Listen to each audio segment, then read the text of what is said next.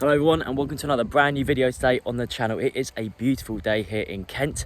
Looking forward to another session here. We're going to look at shot stopping and we're doing 4 practices that work across a shot stopping topic with Henry, who you've seen before in our sessions. He's been on quite a few one-to-one sessions. In terms of the shot stopping we're going to do, we're going to try and engineer this around realism. Obviously that's quite a broad term. We're working in a one-to-one session, so we don't have extra service. It's only me and Henry. So I'm going to do my best to try and recreate movements that would maybe occur in a match and try and make him move around the goal in a way that might adjust to the ball moving in a real life game situation. So if you enjoyed the video, please don't forget to give it a thumbs up. Don't forget to subscribe to the channel. It really helps us reach as many like-minded goalkeeping enthusiasts as possible. Please don't forget to comment below. If you have anything that's find interesting or anything you want to add, please let me know. Always look to respond to comments, always look to reply. Always interested to read what you think about the sessions that we do here. So without further ado, let's get into the training session and I hope you enjoy it today. Bang.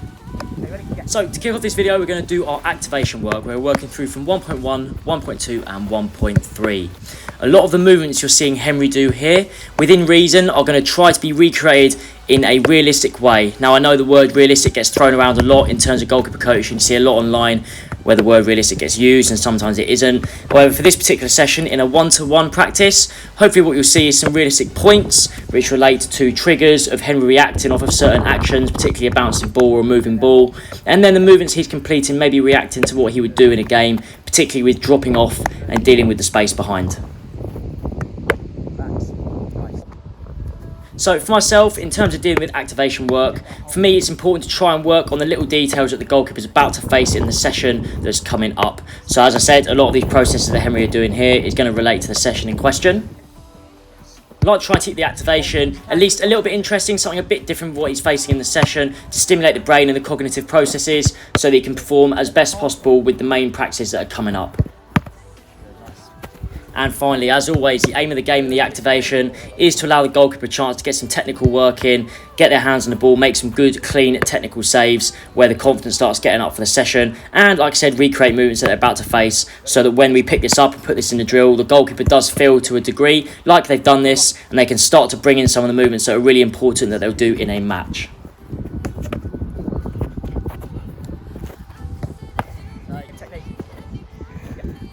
Good.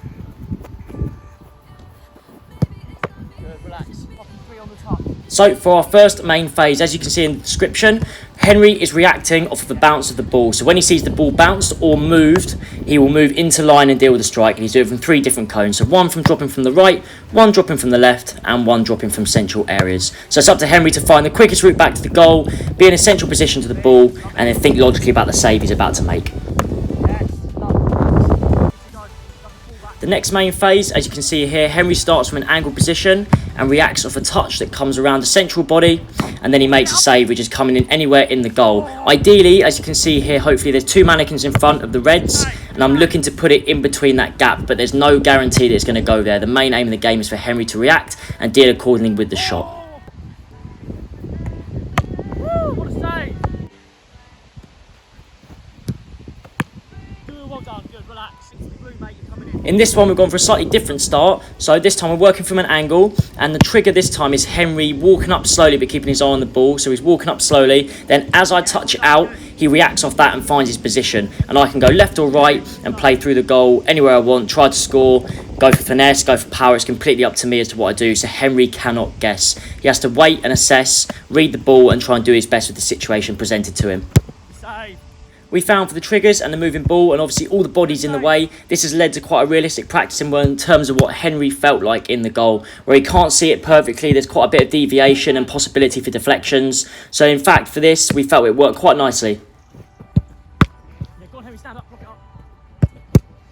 Oh, yes.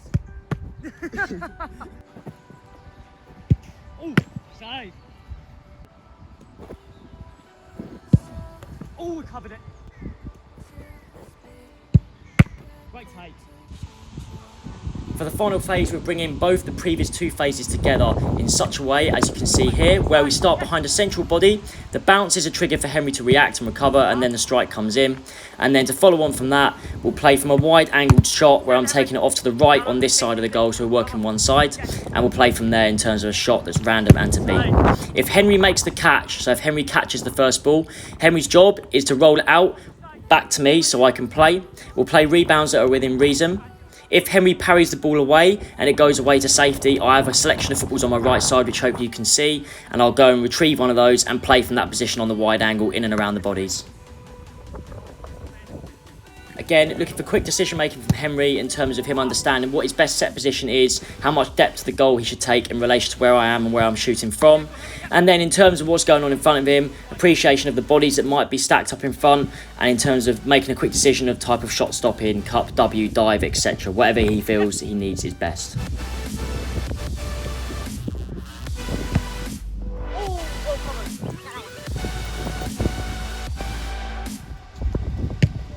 Fair enough. Yes.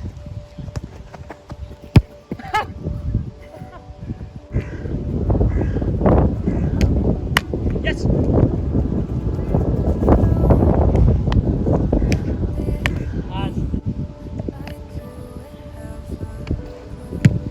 what save?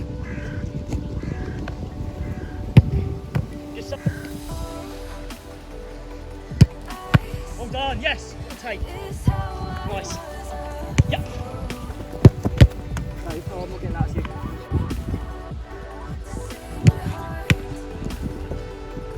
Yes. Oh, go. Save. Well read, by the way. Okay, so thank you so much for watching this goalkeeping session today with Henry and myself. I hope you enjoyed it and I hope it brings you some value and maybe some ideas you can use in your own goalkeeping sessions. Don't forget, if you enjoyed the video, please give it a thumbs up and don't forget to subscribe to the channel. I really appreciate it. Once again, thank you for watching and I'll see you all next time.